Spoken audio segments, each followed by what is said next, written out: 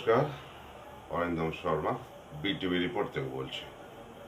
দর্শক, বর্তমান রাজ্য রাজনীতির যে পরিস্থিতি,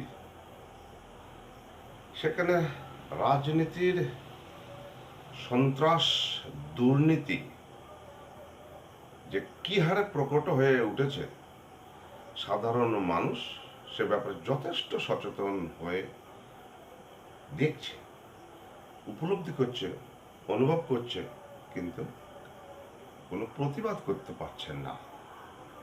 প্রতিবাদী সত্তাটা যেন কোথায় হারিয়ে গেছে। ঠিক ঠিক এই আবহে পানিহাটি পুরসভার 16 নম্বর ওয়ার্ডের যিনি কাউন্সিলর এবং তার ওয়ার্ডের একজন সাধারণ নম্র, ভদ্র, স্থিতধী একজন অল্পবয়স্কা নারী, এই দুজনের মধ্যে সন্ত্রাস, দুর্নীতির মধ্যে এই দুজনের যে চুলোচুলি, সেটা একটা নতুন মাত্রা যোগ করলো। কিভাবে দর্শক দেখুন,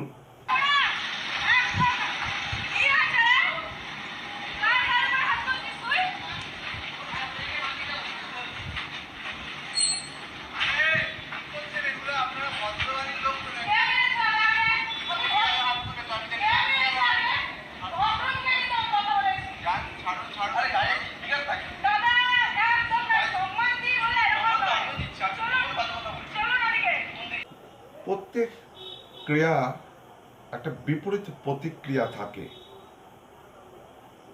বিজ্ঞানের লতে চললে সেটাই ঘটা স্বাভাবিক, কিন্তু সমস্ত কিছু তো বিজ্ঞানের উপর নির্ভর করে চলে না, কিছুটা লজিকের উপরও চলে। তাই কিছু কিছু ক্ষেত্রে প্রত্যেক ক্রিয়ার বিপরীত প্রতিক্রিয়া থাকে না।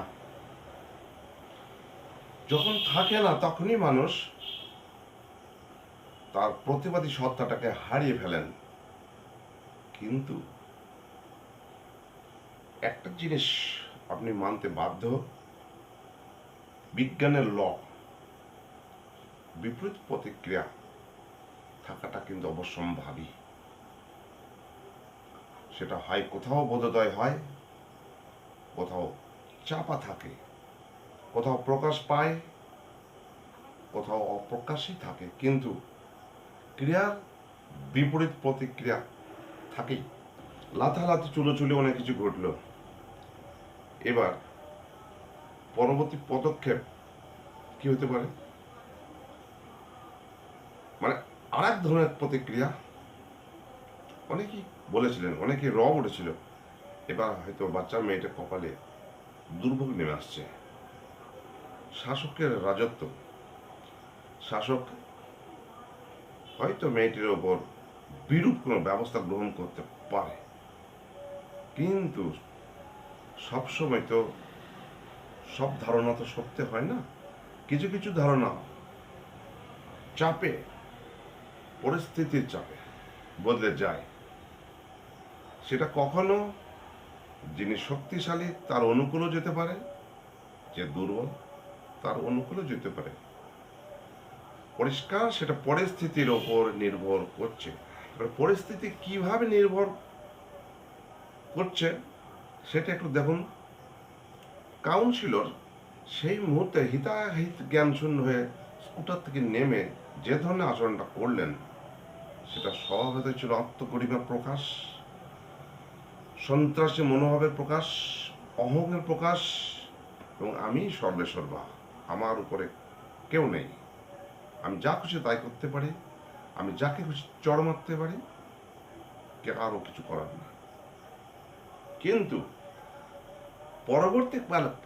পরবর্তী সময়ে যদি সেই শক্তি অনুভব করে যে না, ওই যে তথাকথিত ক্রিয়ার একটা প্রতিক্রিয়া আছে, সেই প্রতিক্রিয়ার বশে আমার এই অহংবোধ কোথাও যেন ধাক্কা খাচ্ছে, আমার অমিত শক্তিশালী সত্তা যেন কোথাও দুর্বল হয়ে পড়ছে, এইরকম অনুভব, এইরকম বোধে যখন আসবে, তখন স্বভাবতই মনে আসতে পারে অনুশোচনা, পস্তানি। আচ্ছা, এরপর যে ঘটনাটা ঘটলো, ওই ঘটনার পরিপ্রেক্ষিতে ওই ঘটনাটা নয়, ওই দুর্ঘটনার পরিপ্রেক্ষিতে যে আর একটা ঘটনা জন্ম নিল, সেই দৃশ্যটা আর একবার দেখুন। সেই দিনের ঘটনার আকস্মিকতায় আমি সত্যি মর্মাহত। এরকমটা হয়ে যাবে, মাথা আমার গরম হয়ে যাবে, আমি বুঝতেও পারিনি। সারাদিনের দবদাহে অক্লান্ত পরিশ্রমে আমিও একদম কর্তব্য বিমূঢ় হয়ে যেটা করেছি, আমার আরও সংযমী মনোভাব প্রকাশ করা উচিত ছিল। যাই হোক, হিট অফ দ্য মুমেন্টে একটা বাচ্চা মেয়ে, ওর জীবন সবে শুরু হচ্ছে। এই ঘটনায় আমাকে অনেকে প্রভাবিত করার চেষ্টা করছে, প্রশাসনকে জানানো বা প্রশাসনকে অভিযোগ করার। কিন্তু আমি এই মুহূর্তে যেখানে দাঁড়িয়ে, মেয়েটি সবে তার জীবন শুরু করছে। এই ঘটনা সামান্য ঘটনাই, এই ঘটনা রাস্তাঘাটে প্রতিনিয়তই কেউ রাফ ড্রাইভিং করলে কেউ সতর্ক করে, শাসন করে, এই ঘটনা ঘটে থাকে।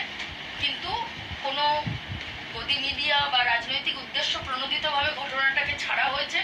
এবং আমাকে তো বটেই, আমাদের দলকে সর্বোপরি সে করার জন্য, ছোট করার জন্য এই ঘটনা ঘটেছে। আমি খুব মর্মাহত ব্যাপারটায়। তবে আমি চাই না এই ঘটনার আর কোনো রকম এক বিন্দু বাড়াবাড়ি হোক। ও আমার কন্যা সম, সত্যিই কন্যা সম। আমার এখন 46-47 বছর বয়স, ওর যদি 20-21 বছর বয়স ধরি, ও আমার কন্যা সম। আর ক্ষমা স্নেহত নিম্নগামী, আমি ক্ষমা সুন্দর দৃষ্টিতে এটা দেখে ওকেও বলবো ও যেন ভবিষ্যতে ভালোভাবে ঠিকঠাক করে রাস্তাঘাটে গাড়ি টাড়ি চালায়। আর এরকম ওরও রাগ করা বা হটকারিতা করা ঠিক না। আর আমারও এই বয়সে এসে এত মাথা গরম করা ঠিক না। বোন, তোমার পক্ষে কি বলবে?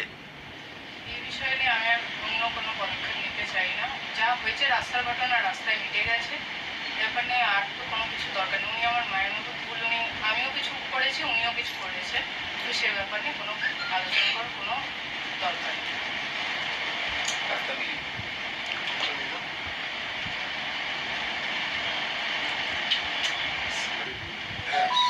কি দেখলেন? অমিত শক্তিশালী একটি সত্তা, একটি অপেক্ষাকৃত একটা দুর্বল একটা বাচ্চা মেয়ের কাছে তার অনুশোচনা প্রকাশ করছেন, ঠিক কথা। কিন্তু ওই অনুশোচনা প্রকাশ করার অন্তরালে কোথাও কি সেই শক্তির বা দম্ভের প্রকাশটা কি লক্ষ্য করছেন না? তিনি কিন্তু পরিষ্কার বলছেন, অনেকেই তাকে প্রভাবিত করছে, আইনের পথে যেতে বলছে। আমি গেলাম না, বাচ্চা মেয়ে কেবলই জীবনটা শুরু করেছে, আসলে তাকে আইনের প্যাঁচে ফেলে তার লাইফটা শেষ করতে চাইছেন না। এর অন্তরালে একটা জিনিস কি আপনি বুঝতে পারছেন না দর্শক, যে মেয়েটার জীবনটাকে শেষ করাটা যতটা তার কাছে না প্রায়োরিটি পাচ্ছে, নিজের ইমেজ, নিজের ভবিষ্যৎ পরিস্থিতি সুরক্ষিত বা নিজেকে টিকে থাকার বা অস্তিত্বের লড়াই, সেখানে তাকে টিকে থাকার জন্য তাকে এই পন্থাটা অবলম্বন করা দরকার ছিল। যতটা না তাকে বাচ্চা মেয়েটিকে তার ভবিষ্যৎটাকে সুরক্ষিত করার ইচ্ছা না আছে, তার চেয়ে বেশি নিজের ভবিষ্যৎকে সুরক্ষিত করার ইচ্ছা, এটা পরিষ্কার।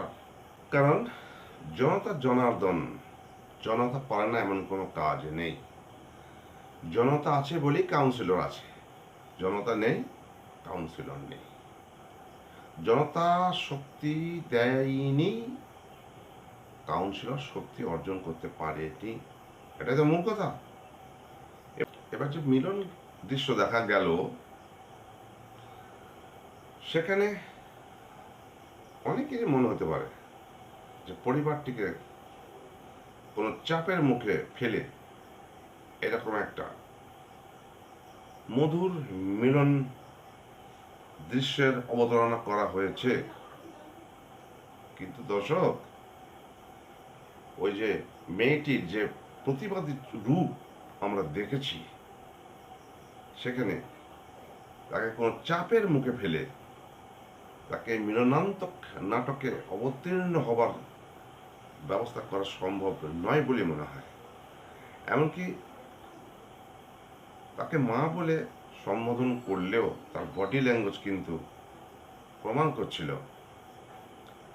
যে তিনি যথেষ্ট অসন্তুষ্টই হয়ে রয়েছেন ওই কাউন্সিলরের প্রতি, এটা পরিষ্কার। তবে এই অসম লড়াইয়ের পরিস্থিতিতে যে ওই অসম সাহসী বাচ্চা মেয়েটি যে প্রতিবাদিনী চরিত্রটা নিয়েছে, যে বাঘিনীর রূপটা দেখিয়েছে, যে নাগিনীর ছোবল মারতে পেরেছে, সেটা কিন্তু শুভ লক্ষণ। সেটা কিন্তু শুভ লক্ষণ প্রতিবাদী চরিত্রের উত্তরণের ক্ষেত্রে। প্রতিবাদী চরিত্র যে আছে আজও, সেটা প্রমাণ করার জন্যে আসলে কি বিষয়টা জানেন দর্শক, একটা কথায় আছে, রাজনীতির ক্ষেত্রে চুমু সাপের মুখেও খেতে হয়, ব্যাঙের মুখেও খেতে হয়। এবার মিলনান্তক পরিস্থিতি সৃষ্টি করতে গিয়ে জনৈক কাউন্সিলর বাচ্চা মেয়েটিকে যে চুমু খেয়ে কন্যার সম মেয়ের প্রতি স্নেহের প্রকাশ করলেন, এটা তিনি সাপের মুখে চুমু খেলেন, নাকি ব্যাঙের মুখে চুমু খেলেন, নাকি দুজনের মুখেই খেলেন, এটা বোধোদয় হওয়া খুবই স্বাভাবিক এবং খুবই সহজ। সেই সহজ বুদ্ধিটি বা বিবেচনা বা বোধোদয়টা যদি সমাজে প্রত্যেকটা মানুষই বুঝতে পারত, অনুভব করতে পারত, তাহলে সকলেই প্রতিবাদী হয়ে উঠতে পারত। প্রতিবাদী হলে অনেক সময় এই ধরনের মাঝে মাঝে প্রত্যেকটা ক্রিয়ার এবং বিপরীত প্রতিক্রিয়া দেখা সম্ভব হতো। কারণ বিজ্ঞানের ল তো অন্তরালে চাপা পড়ে থাকতে পারে, কিন্তু ল ইজ ল, সঠিক পথে চলে,